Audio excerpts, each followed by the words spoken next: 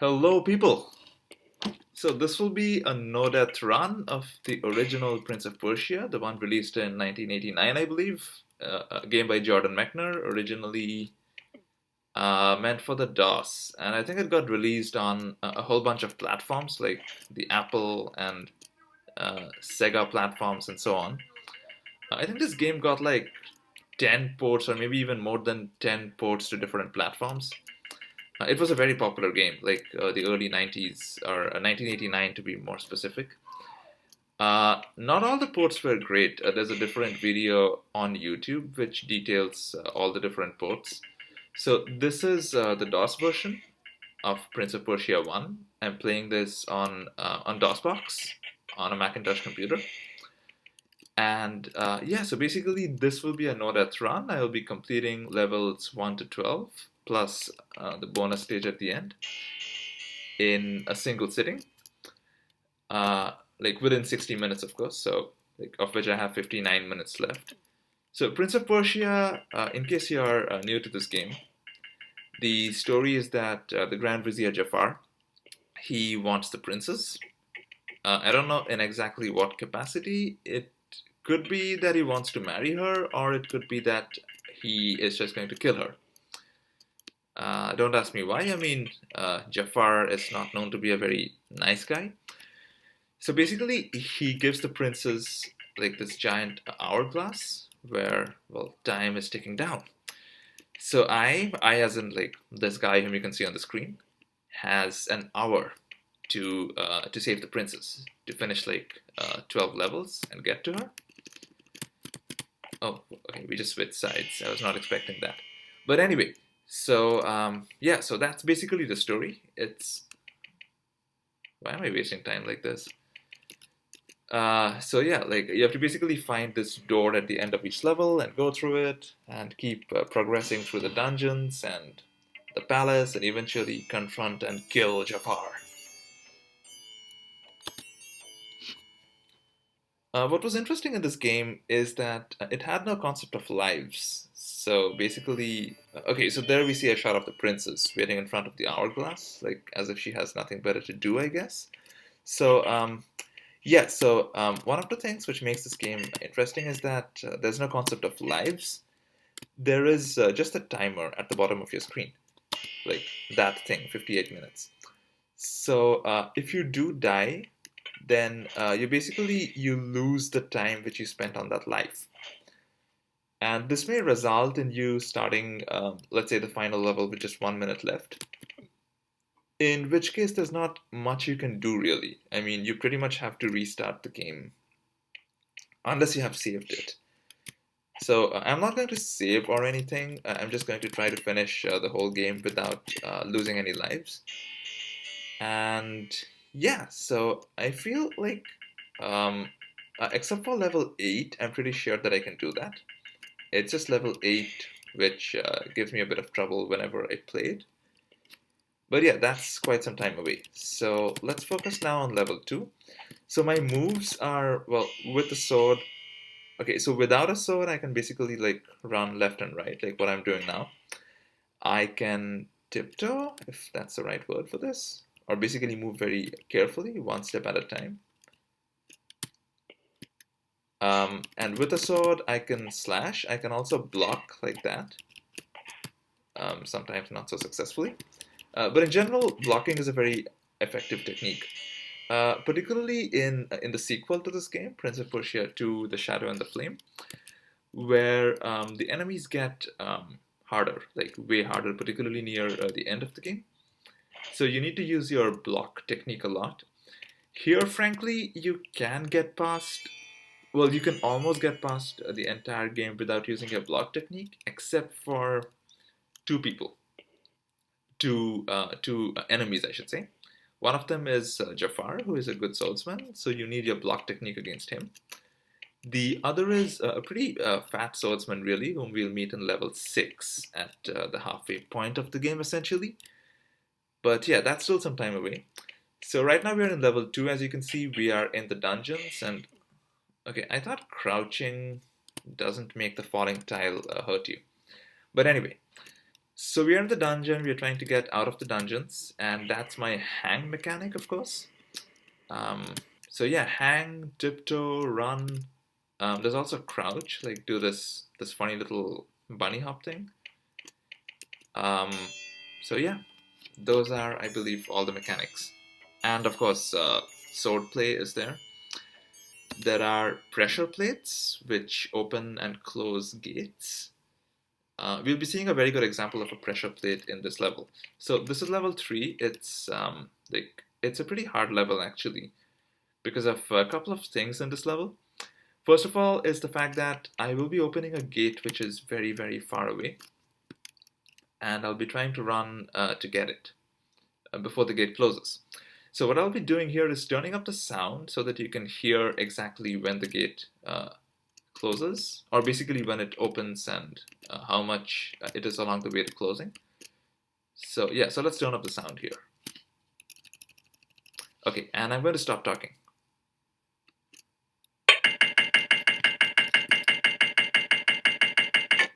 So that was the gate opening.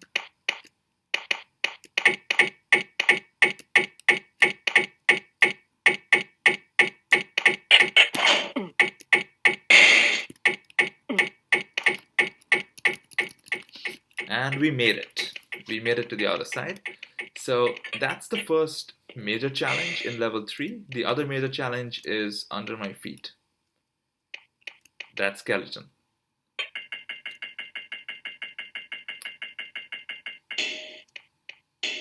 And here we are introduced to blade traps, which will become like a very formidable obstacle as we progress through the game. So basically, there are a few things which can kill you instantly.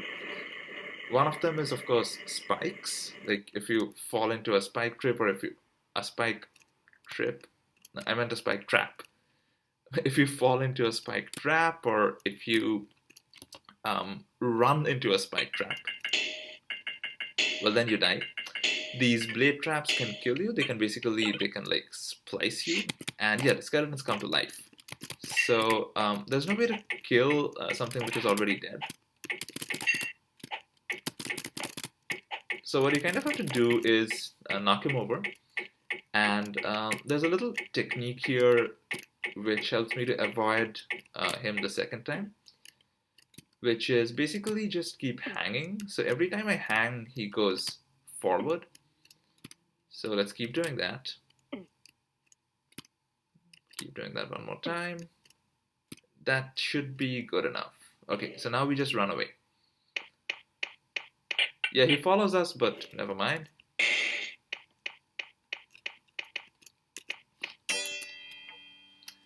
And just like that, we finished level 3. All in 7 minutes.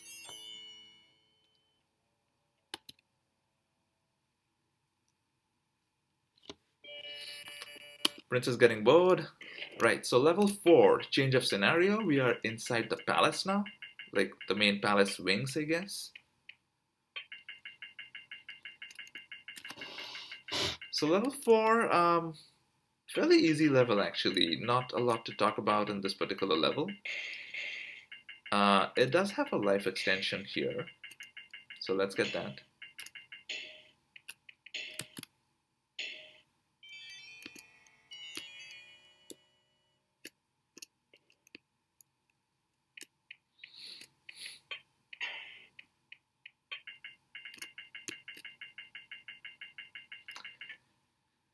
So let's see, if I were to kind of characterize all the levels based on what is the prime thing in them, so level 1 would of course be the sword, and basically it's a tutorial level.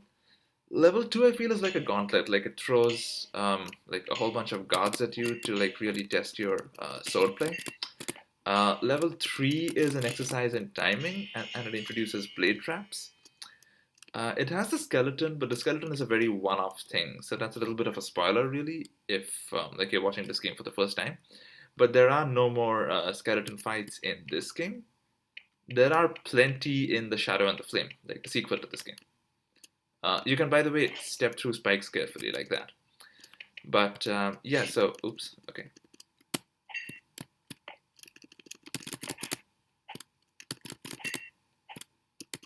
Yes, I'm just trying to concentrate when I face like some of these guards because they're getting harder, as you can see. Like particularly the guards wearing yellow, they somehow always take health off me. Okay, there we go. So yeah, so level 2 it's like a gauntlet. Level 3 it's basically blade traps and it tests your timing.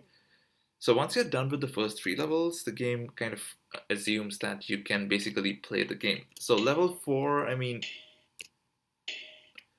yeah, it's a pretty boring level to me. But if you're playing this level for the first time, it can be quite challenging to know exactly where to go, particularly the starting part of the level where there are like a whole bunch of gates which you have to unlock. So this is the gimmick of level 4. It's this mirror. So, wait, you cannot standing jump through it? You have to do a running jump? Let's try that again. Okay, fine.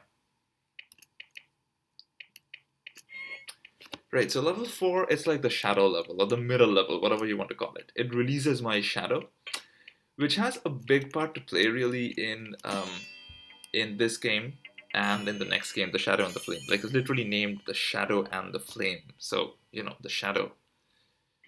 Level 5. Well, I don't know. I don't think it's known for anything, to be honest. Level 6 is of course known as being the fight with the fat guy. Yeah, I keep calling him the fat guy. Like it seems a bit demeaning, but I mean he is fat. So yeah, so level 6 is known as being a short level, the fight with the fat guy, and it also has a pretty spectacular moment near the ending of level 6. We'll get to that pretty soon. Level 7, I guess, is can be the level for um, the slow falling portion or the feather falling portion, which again, level 7 is the only time it makes its appearance in the game. Level 8, I guess, could be the mouse level. Basically, the princess has a little white mouse which comes and rescues me from a certain scenario. Level 9, I don't know what to say. Nothing much. 10, let's see. 10 has a very infamous trap, or I should say, yeah, okay. So just messing up my S's there while trying to fight this yellow guy. But anyway, so level 10 has an infamous trap, which involves two blade traps and some pressure plates which close a gate which I have to go through. Oops, I walked too close to that guy. So I personally know level 10 for that. Level 11, I guess it's known for the sheer number of falling tiles which there are in that level. Like the whole level literally is in shambles. And level 12 is of course the final level. It's a very special level. It's a level where once again the shadow returns. So yeah. Okay, so just like that, we are past level 5, all in 12 minutes.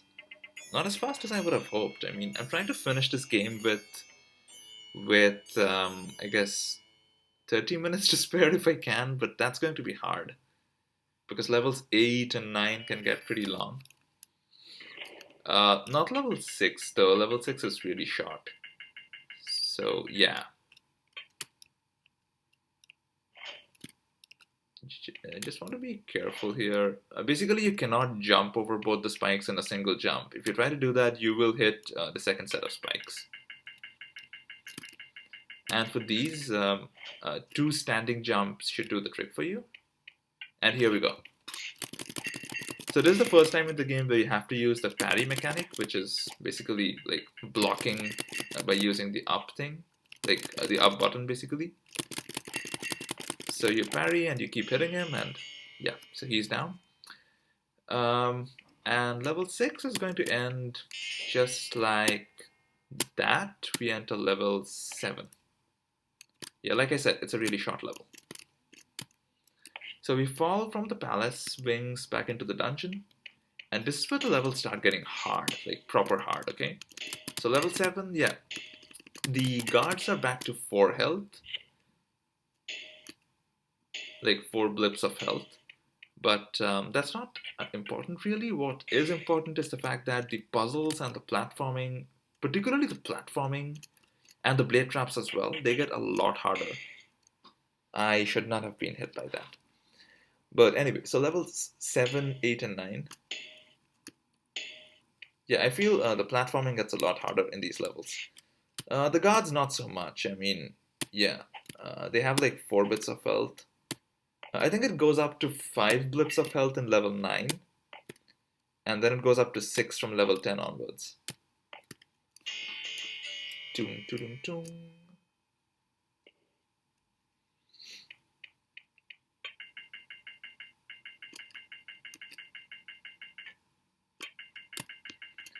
Right, so this level has a pretty cool moment, which is about to come up, which is, oops, I almost fell down, which is right here. So let go and grab on. I feel that's pretty spectacular.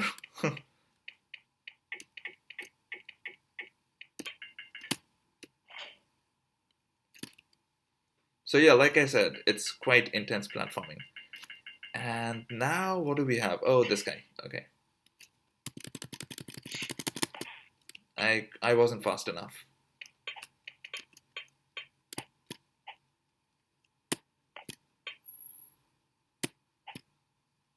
Come on, come on, come on, come on.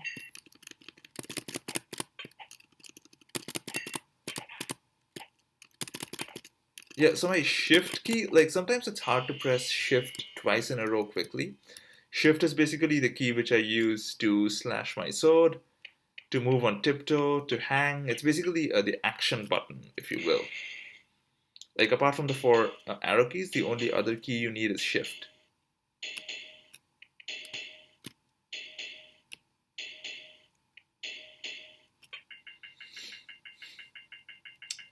Okay, so welcome to the feather falling potion, which is right here.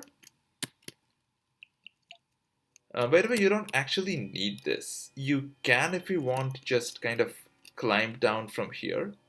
And even without the feather falling potion, you will lose 1 blip of health. Which means that I could have finished this level without drinking that. But never mind.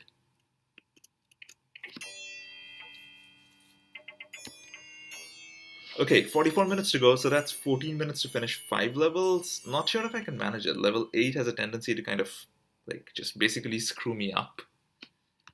So, let's see. Yeah, there's the mouse. The mouse is getting his instructions.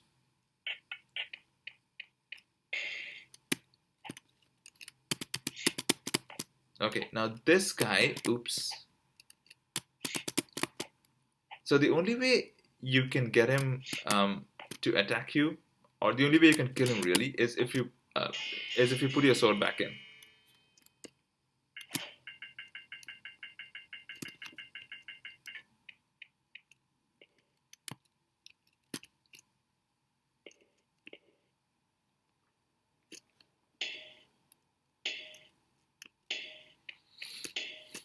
Now, I don't know how I did not die there. I was pretty sure that I was going to die. Lucky, very lucky. So I'm just going to play this screen safe, okay? No risks. Just edge through the spikes. There we go.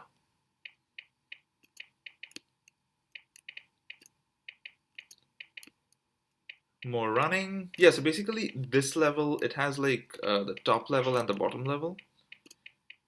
And we'll eventually need to make our way to the top level to unlock the exit gate, which is at the bottom level. So then we'll need to make our way back down. What is pretty spectacular about this level is the path which I take from the top level to the bottom level, which is basically, okay, hang on, it's coming up. So let's go past these spikes, past that guy. Yeah, so it's this thing over here. This is pretty spectacular to me. Like the way these 3 kind of just single tiled steps are cropping out of the right hand side wall. So yeah, that to me is like it kind of symbolizes going from like one half of the level to the other. So we have to be careful here because the guy is waiting just over there, as you saw. And I did manage to get him before he got me. but then he got me. Oops. Okay, so what I'm going to do here is just wait for this gate to close and then open it again, because I will actually be opening, I believe, 3 gates, and I'll need to make my way through all of them, through blade traps, before they close. Welcome to level 8. Okay, let's do this.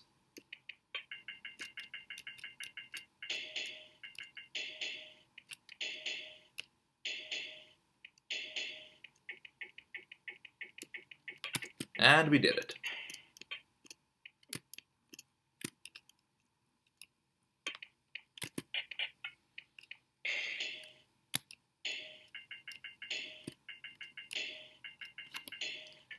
Yeah, so level 8 uses pincers or these blade traps pretty liberally, as you can see. Like, yeah, I also like to call them pincers sometimes. Come on, come on, come on. Okay, I cannot make it through the gate because there is a closing pressure plate just next to it. So let's open it again. Let's make sure we jump over the closing pressure plate, and there we go. Okay, now this gate, there's no way to open it from the left. Okay, so what are we going to do? Well, you shall soon see.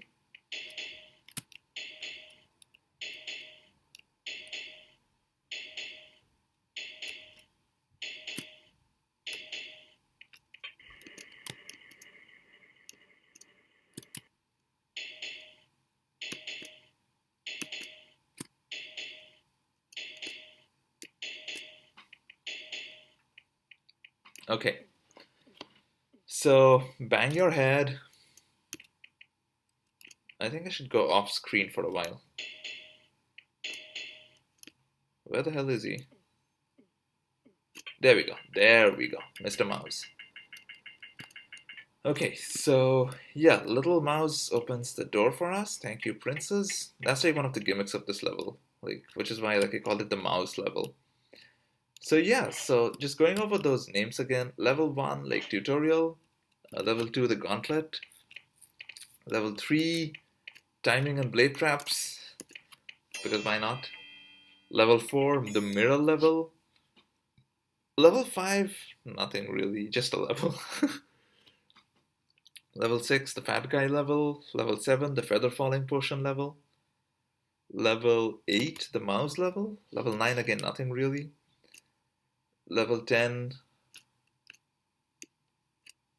what should level 10 be? The diabolical blade trap closing pressure plate level. Level 11, the broken down level. And level 12, well, the finale.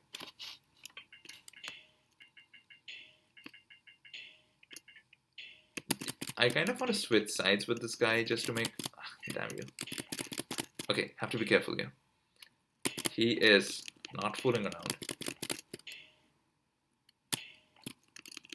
But neither am I, so there we go. Yeah, somehow, like, I'm generally down to my last blip of health when I do level 9. Like, by the time I finish level 9. So I have to be careful.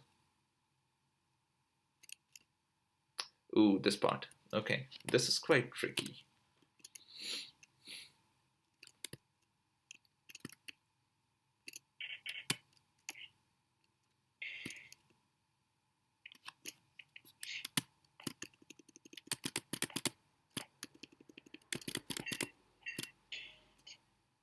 Okay, he's dead.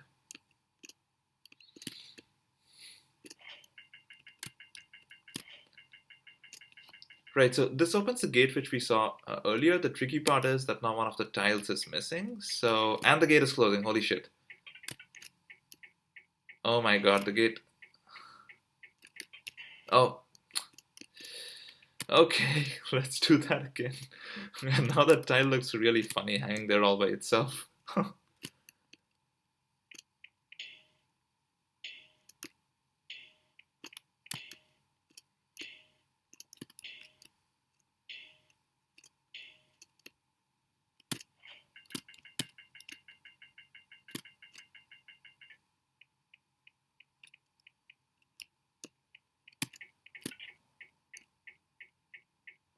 Better. Okay.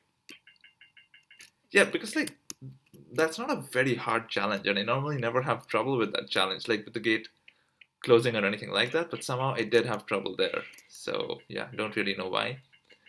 We needed to break that tile because it helps to keep a door open, which we'll need much later on in the level to access the final exit door. Okay, so let's keep going. This part can be tricky. If you overshoot your jump, then you end up falling on the spikes. So yeah, like this game actually introduces a lot of like interesting challenges with the limited elements that it has. Like essentially, like you have spike traps and pressure plates and blade traps, and it does a lot with what it has.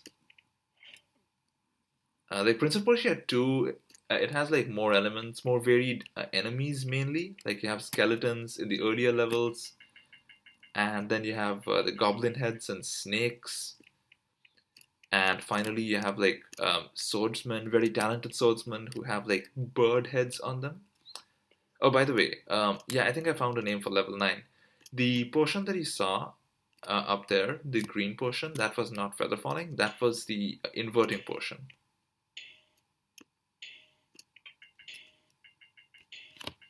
So yeah, so basically it inverts the screen, like it turns it like top becomes bottom, bottom becomes top. There is another one like that to set the screen all right. But yeah, like level 9 has a lot more to it. Like in fact, a lot of the levels have a lot more to them than what I'm showing you. Like I'm just showing you a pretty quick way to finish the game. Not the quickest way. It's not like a speed run, but it is a fairly quick way to finish the game. But if I took my time to explore, well then level 2 has one more guard. Level 3 has a life extension. Um, let's see, what does level 5 have? I think I pretty much showed you most of level 5 and level 6, but level 7 has a life extension. Level 9 has a life extension, which is in the path with those inverting potions, and so on. So the gate on the left, the open gate that you can see, that is the gate which is open thanks to us breaking the tile on the right. So that's why I needed to do that earlier on in the level. It's a pretty like it's pretty diabolical actually. Like somebody goes through the whole level and then finds that you cannot access the exit door because the gate before that is closed. So yeah, like yeah, Jordan Mechner put in a fair share of challenges. Some of them even slightly unfair challenges. Like basically challenges which you cannot figure out on your first try. Like you need to know them. Like you need to have encountered them before or watch somebody else do them, I guess. So yeah, but it's still a pretty ingenious game. It's just that like you're supposed to die and take your time. Shit.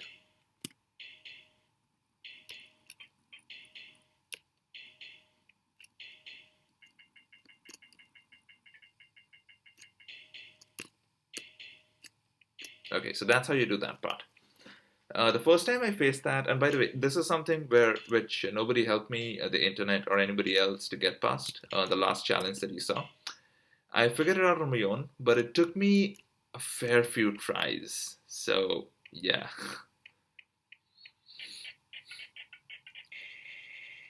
right. So a lot of falling tiles here. The palace is pretty much falling apart, it seems, and we'll be encountering, I think, a yellow guy somewhere here.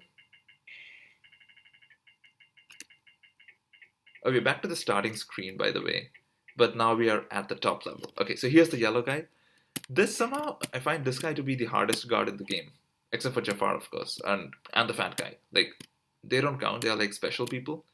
But in terms of just regular guards, I feel this is the hardest.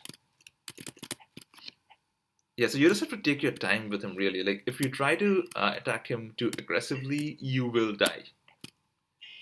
But yeah, that's what's called taking your time.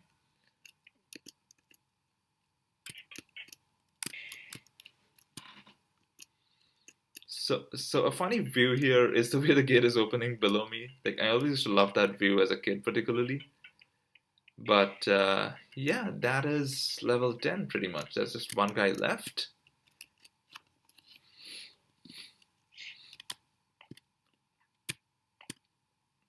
Yeah, just like I'll just let him come to me. Just like let him walk into my sword point. He basically had more health to start with than I did, so I think defense is a good form of offense here.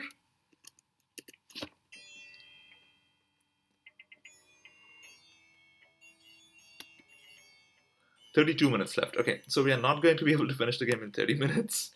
I guess 25 is my next target. So level 11, if I would have tried to get the life extension, which you can see on the left there, well, that would have meant pretty much breaking apart the level because a lot of ceiling tiles, they fall down.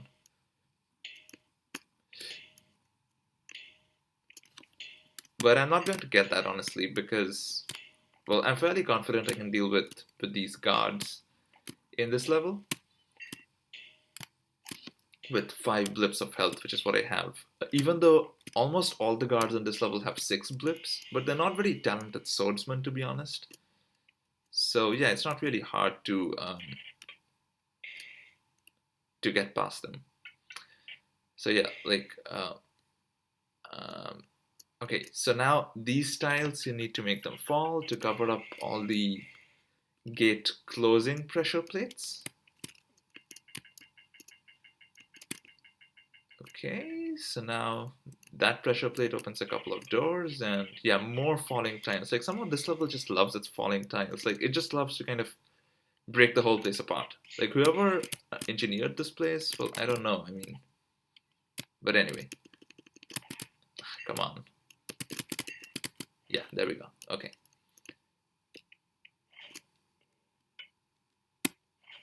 Okay, so had I grabbed on, like, had I hung from the top tile there, which just fell down, I would have got hurt.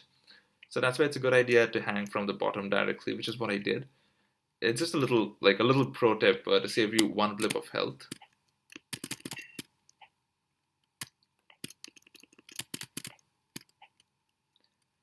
So yeah, I think this is the final guard in the game, except for Jafar, of course. And there is one other very. Oh, wow, did you see him do that? I was not expecting that. And there is one other very special enemy which we'll be facing in the final level. But other than that, the penultimate level, its end is almost upon us. Yeah, like if you know what to do, this is a pretty easy game, to be honest.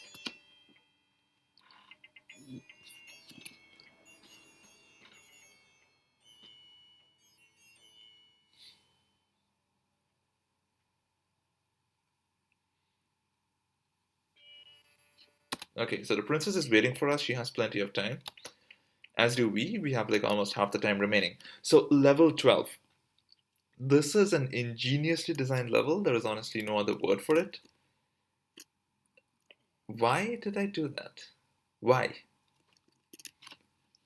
But basically, this level, it doesn't have any regular guards. Okay, so do not expect any sword play in this level. Well, don't expect too much of it, but expect a lot of puzzles and some platforming. A lot of platforming. A lot of jumps, which have to be taken in the correct way. So basically, this is a tower of sorts. Like I will be continuously climbing up. So it looks pretty spectacular when I miss a jump and I fall all the way down through like 10 floors or something because I'm pretty high up already. So yeah, so basically Jafar is waiting at the top of this tower and I have to get to him. Simple. Also level 12 is not very long, but it is really hard to figure out what to do if you're playing this for the first time. Because there are quite a lot of paths actually. Like a lot of paths which can mislead you. And the thing is, it's unforgiving because if you don't take the jumps in the right way, like I mentioned, you will die. Like, there is no, like, falling and getting hurt or anything like that. You will just die. So there is a sword there. Whose sword could that be? I wonder.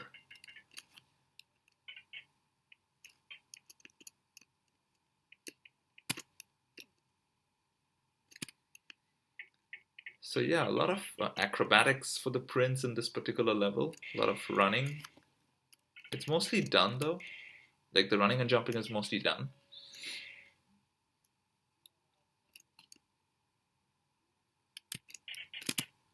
Wait, what? That tile is also loose. I completely forgot. Okay, I just thought I was going to die there for a second. That would not have been nice, dying in the final level. Right, so the sword is gone. My shadow is here. I should not be fighting him. No, put that back in. I should be blending with him, becoming one whole. And now I have the power to create platforms where there is none. Create matter out of nothing. Okay, that was stupid. You'll also notice that I have an extra blip of health now. Like, I have 6 blips of health. I lost one, of course, but anyway. So, yeah. We are almost at the very top of the tower. The prince's journey has been long and hard, and yeah, insert whatever adjectives you want. We are almost at the top. We face Jafar. Hopefully we're going to kill him in a matter of seconds. Let's see, that's 2 hits already. Yeah, so 3 hits. 4 hits. Come on. Oh, come on. 5 hits. 6 hits. There we go. Wow, blinding light. Okay, now don't try to do a running jump here. You might end up falling falling through here. So yeah, that is the game basically. There is just, of course, one more quick level to essentially get to the princess. But time doesn't increase in this level. Like, had I entered this level with like 1 second remaining, I would still have won because it would have stayed at 1 second remaining. 2 beautiful windows, starry night. The prince and the princess have been united. And the mouse. What a third wheel to have. So yeah, that is all for this video. You can read the story there if you want. Thank you for watching. This was a no-death single segment run of the classic game Prince of Persia.